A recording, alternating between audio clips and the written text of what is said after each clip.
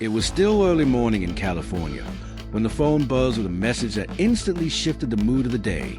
The kind of message you read twice because your mind refuses to accept it the first time. Outside, the world was calm, sunlight spilling over manicured lawns, birds calling from trees. But inside, time seemed to pause. News had broken that Prince Andrew, once one of the most protected figures in the British royal family, had been arrested. For the public, it was shocking. For the monarchy, it was historic. And for Prince Harry, it was deeply personal, layered with years of memory, frustration, and unresolved emotion. Prince Harry did not grow up in a normal family. His childhood unfolded under constant scrutiny, shaped by palace walls, royal protocol, and a level of public exposure few could ever understand. Andrew was not just an uncle. He was part of the inner circle of Harry's formative years, present at family gatherings, state events, and moments that defined what it meant to belong to the House of Windsor. As a young boy, Harry was taught loyalty, silence, and duty above all else. Family matters stayed inside the family. Public image was everything.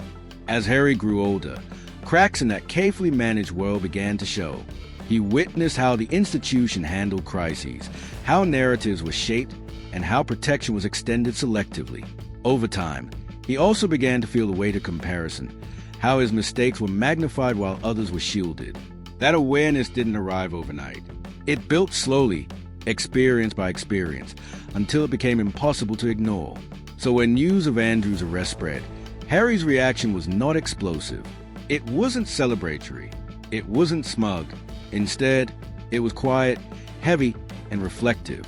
Those close to him describe a long pause, the kind that comes when history, family, and personal truth collide. This wasn't just about law enforcement or headlines.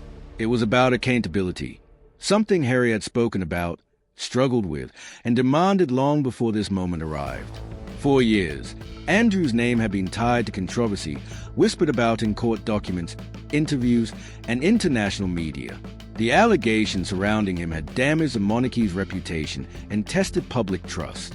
Yet despite the mounting pressure, Andrew remained protected for a long time, insulated by status, titles, and institutional caution. Meanwhile, Harry and his wife had faced relentless criticism, intense media scrutiny, and the removal of security and official support after stepping back from royal duties. That contrast never sat easily with Harry. In his mind, it represented a fundamental imbalance, one that questioned what the monarchy truly stood for. Was it about service and responsibility, or about preserving hierarchy at any cost? When he left the UK, Harry made it clear that he wanted a life built on values rather than privilege.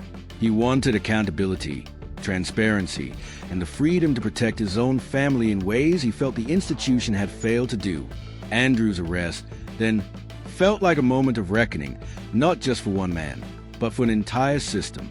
For Harry, it confirmed what he had long believed, that ignoring hard truths only delays consequences. It doesn't prevent them. And yet, despite this validation, there was no sense of victory.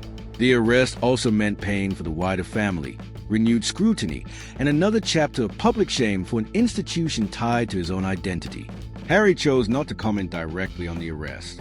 There was no statement condemning Andrew, no social media reaction, no pointed interview. Instead, he did something that surprised many and frustrated critics. He shifted attention elsewhere. Within hours, Harry released a message focused on charity work, highlighting resilience, compassion, and human strength. To some, it looked like avoidance. To others, it was a statement in itself. Those who know Harry well say this response reflects who he has become. He has learned that reacting emotionally to royal drama often fuels the very machinery he wants no part of. Silence, in this case, was not indifference. It was restraint. It was a refusal to turn family crisis into public spectacle. And perhaps most importantly, it was a choice to remain aligned with the values he now prioritizes: service, empathy, and dignity. Still, privately, the news stirred deep emotions. Harry has spent years trying to distance himself from comparisons to his uncle.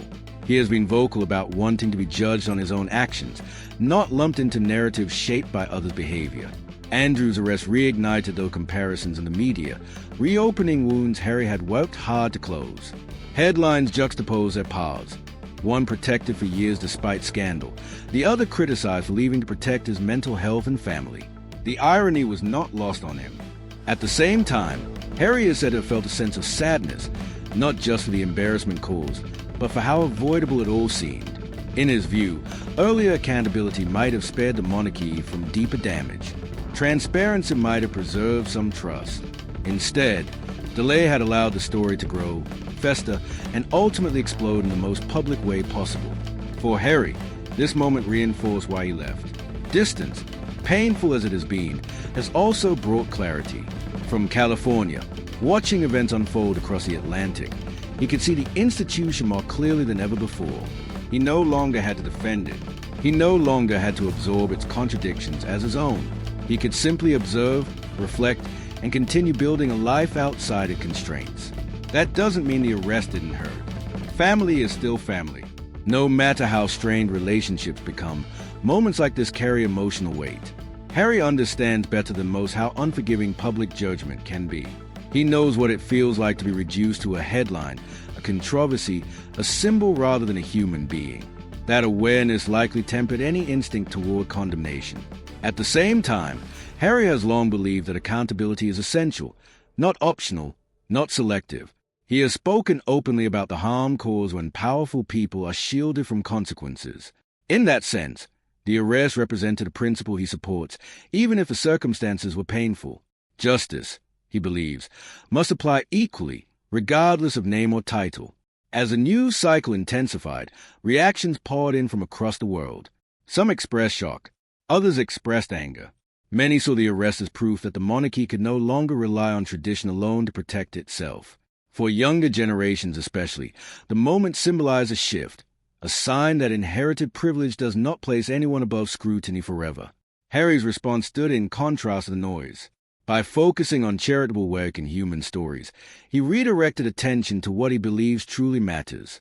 To supporters, it was dignified and intentional. To critics, it was evasive. But for Harry, it was consistent. He has repeatedly said he wants to be defined by actions, not reactionary statements. This episode also reopened conversations about the future of the monarchy itself. Can it survive in a world that demands transparency and accountability? Can it adapt without losing its identity? And what role, if any, does Harry still play in that story? While he has stepped away from official duties, moments like this prove that he remains deeply connected to the institution's fate, whether he wants to be or not. For Harry, the arrest was not an endpoint, but another confirmation that stepping away was necessary for his own well-being and his family's safety. It reminded him why he chose a different path, one where he could raise his children without constant exposure to scandal, where he could speak openly about mental health, and where his sense of purpose wasn't dictated by tradition. As days passed and the story continued to unfold, Harry maintained his silence on the legal matter. He did not need to say more. His life choices had already communicated his stance. He believes in accountability. He believes in compassion. And he believes that legacy is shaped not by birthright, but by behavior. In the end, Prince Harry's reaction to his uncle's arrest was not loud, dramatic, or confrontational. It was measured, it was human, and it reflected years of growth forged through loss, conflict, and self-discovery. While the world debated royal privilege and institutional failure, Harry quietly reaffirmed who he is now, someone no longer defined by palace walls, but by personal values. This moment will be remembered as a turning point for the monarchy, but for Harry, it was something else entirely. It was a reminder that walking away does not mean disengaging from truth. It means choosing how, when, and why you engage. And sometimes, the strongest response is not a statement at all, but the life you continue to live beyond the headlines.